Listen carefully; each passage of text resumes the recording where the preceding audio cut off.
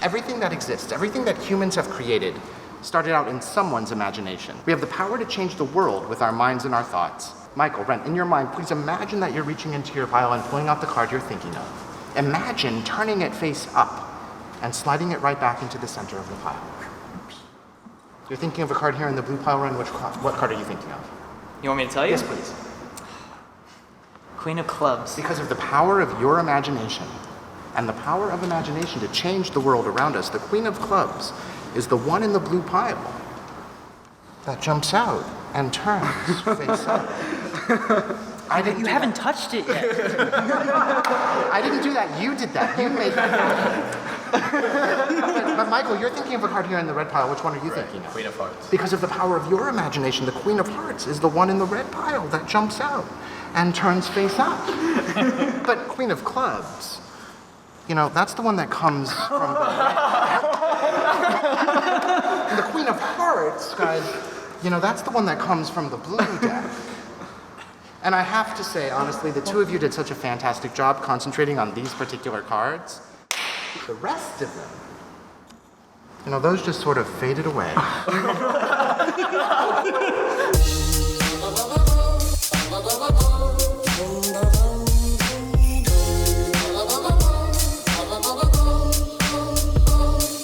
Everybody's been working really hard in the studio, and I thought people could use a little bit of a break. So I invited my friend Brian Markenson to come visit. Here you go. Brian's a wonderful magician who performs at the Magic Castle in Hollywood, California here. And he's excellent at card handling, sleight of hand, all that good stuff. And so I figured I would enjoy seeing our friends have their minds blown a little bit. That'd be great. Let's go see what happens. Hey, how's it going? How are you? Good. I'm Brian. Nice to meet you. Nice to meet you. You like magic? Everybody does, man. Would you do me a favor, Jake? Yeah. Would you just reach in and take one of those for me, but don't let me see it. Just take it out. I don't want to see. Do you know what it is? Yes. Excellent. To make sure you remember it, please just keep saying the name of it over and over again in your head, okay? Don't say it out loud, though, because that would give it away. Mm-hmm. Right. But in your head, keep repeating the name of the card over and over, right? Just keep saying 2 of diamonds, 2 of diamonds, 2 of diamonds, 2 of diamonds, 2 of diamonds, over and over again. Got it. That way you won't forget. I won't. Ren, you want to see a trick? What's your name? I'm Ren. Ren, that's right. Name a card for me, Ren. Anyone you'd like in the deck. Okay, I choose the 7 of spades. Any reason for the 7 of spades, or is that literally just arbitrary. Actually, shoot. Can you guys help me find the 7 of spades in here? I'm looking for it. I want to take it out and do something with it. Sorry. You guys? I don't see it. No, it's got to be here. You just told me that, right? Yeah. Right? Yeah, I did didn't- just tell you that. Yeah, you did. Wait. Oh, wait. Oh, no. I'm so sorry. I forgot. It's my fault. I'm sorry. Before I start, I always keep one card right here in my pocket. How do you... That's weird. I actually really like the 7 of spades, though. It's a really good card. And if you don't mind, I'd like to try something else with it with you, Ren. Yes. Would you just gently touch one of the cards for me, but don't take it out? That one right there. Are you sure? I choose that one. Because you can change your mind if you'd like, but you don't have to. I choose to change my mind. I'll keep going. This one. This time you're sure. That time You don't want to change again. Let's change one more time. One more time. Okay, this one. You don't want to change again. That's the one. That's the one. You changed twice. Yes. This is your third That's choice. my third choice. Ren, what card did you say a second ago? Was it the 7 of spades? It's a really good card. I'm so glad you changed your mind to go to this one. I don't know what I would have done if you hadn't. You want to catch a card trick really quick? Absolutely. All right, let's do something fun. Sam, I'm going to run through. I'd like you to take one of the cards, but don't let me see it. Any card? Anyone you'd like. It doesn't matter. That's a really good card. That's a great one. Take a look at it. Show it around to everyone else. Make sure they get to see it. Is everyone seeing Sam's card? So Sam, I'm just going to go like that, and I'd like you to say stop at some point as I run through, okay? Stop. Put your card back right there. Okay, that's good, because here's what I'm going to do. I'm going to give the cards some cuts and some shuffles to make sure that the one that you chose, Sam, is lost somewhere in the deck. Right, this way no one knows where it is, and only you guys know what it is. Is that fair? No one's ever gonna find it. Now, shut up. Here's the thing, though. In all of the cutting and shuffling, it's possible that your card came up here to the top of the deck. Wouldn't be magic, though. I mean, it could just be a coincidence, right? There's a chance. It's possible. It would be magical. It would be cool. Sam, tell me, please, is this your card on top, the 5 of clubs? No. That's good. Because I'm not in the business of coincidence, right? I want magic. Yeah. That's what I do. Sam, would you do me a favor, please? Absolutely. Excellent. Would you Anything. please take the 5 and just slide it into the deck somewhere for me, please? Anywhere you'd like. Hold on to it, though. Just mark that place and don't let me move it. All right. People always think I move it because you could have put it anywhere, but you put it kind of near the top and you put it right above that card.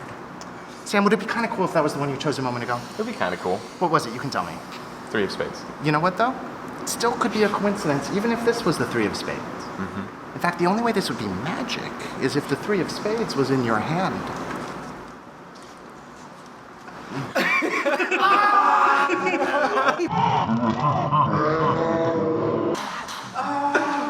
Now that's real You were magic. holding that the whole time. That was real magic. Let's do something that uses not cards for a moment. Let's move on and try something that uses some everyday objects, the rubber bands. I need 2 rubber bands. Somebody grab a rubber band, someone else grab a rubber band. And take a look at those. Make sure there's nothing special about the rubber bands. I mean, they're high quality rubber bands. Right. You can't see the magnets? No. I'm kidding, there's no magnets. People always think there's something special about the rubber bands, even though there's not. But they think there is, because what's about to happen is impossible. I mean, can you guys see that these rubber bands here, the way I have them on my fingers, that this one here is kind of, I don't know, locked inside the other one? You guys can see that it's in there and that it can't get out, but if I rub, you can actually see it happen. One strand at a time. Idea how that happened. Can you do it again? One more time? Stand right over here for me, please. Would you hold the rubber band like this between your fingers for me, please? Okay. One finger only. There you go. Come a little bit closer to me. Because now, if I come onto this side of your rubber band, I apologize. I'm not going to snap this at you. I promise. trust you. No, do you? I don't know why you would do that. But so, I just look for that little soft spot. What's your name, sir? Spencer. Spencer, would you come over here for me, please? Sure. And I'm just going to run through. Would you take one of these cards for me, but don't let me see it? Okay. Go ahead and take it out. Take a look at it. Show it to everyone else. I don't want to see. And when you're ready, if you would just place that back right there for me, please. Thank you. So folks, a while back I saw my son, and he was playing with a deck of cards. In part, I think because, when you're a kid, you want to emulate what you see your parents do, and I was playing with cards quite a lot at that time. And I remember watching him as he was practicing shuffling the cards, but he wasn't paying attention. And I swear this is true, I'm not making this up, honest to God. I was watching him as he was shuffling, but what he had done is he had left some of the cards face up and had some of them face down. Have you guys ever seen little kids do this before, where they actually mix the cards so that they go face up into face down? It happens all the time. He actually did this where he mixed the cards like that, but face up into face down. And I honestly don't think he realized what he had done until he cut the cards.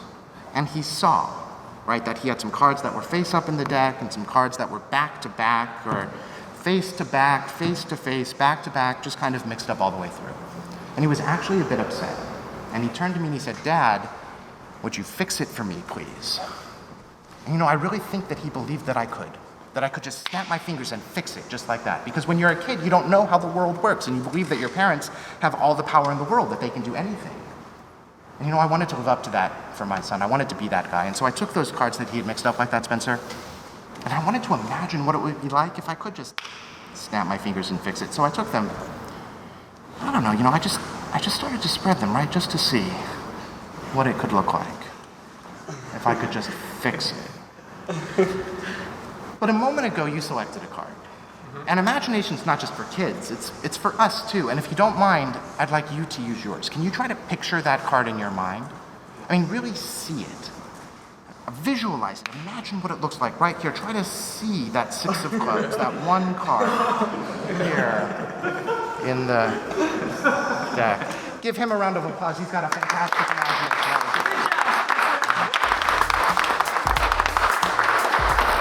Thanks, guys.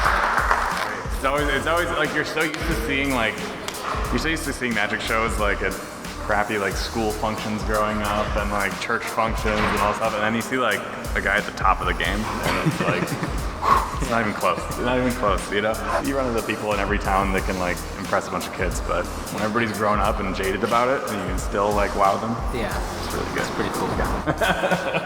So, okay, so this is what I'm gonna do, Ren. I'm gonna teach you a trick, but before I teach it, I wanna show it to you first so that you get a sense of the feeling that you get when you watch the trick performed, because I guarantee you after you know how it's done, you're gonna say, that won't fool anybody. But we're gonna start with the 9 and the 6, okay? And what I'm gonna do is I'm gonna put those into different places in the deck.